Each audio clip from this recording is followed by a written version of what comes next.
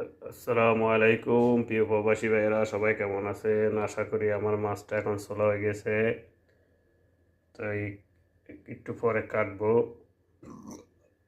তো আপনারা সবাই কেমন আছেন? আশা করি ভালো আছেন। তো অবশ্যই আপনারা সবাই বেশি ফ্রেশ মাছ খাবেন। মাছের মধ্যে অনেক পুষ্টিগুণ আছে। বেশিরভাগ ওমান বিদেশি যে মাছগুলো থাকে সাগরে, ওই মাছগুলোতে কোনো রকমের মেডিসিন নাই, সম্পূর্ণ ফ্রেশ। এই মাছগুলো খেলে আপনাদের কোনো ইনফেকশন হবে না, আপনাদের পুষ্টিগুণ অনেক বাড়বে, শরীর অনেক ভালো থাকবে। তো অবশ্যই সবাই চেষ্টা করি নিজেরা পাক করে খাবেন, অনেক ভালো জিনিস খেতে পারবেন। বেশিরভাগ হোটেল খাবেন না, হোটেলের মধ্যে খাওয়া স্বাস্থ্যসম্মত নয়। তো আপনারা অবশ্যই নিজেরা পাক করে খাবেন। মাছ কাটতে বেশি টাইম লাগে না, মাত্র 10 মিনিটের ভিতরে আমার মাছ কাটা শেষ। এখন চাপাই টাপাই করবো, পাকাবো ইনশাল্লাহ। ওকে, সালাম।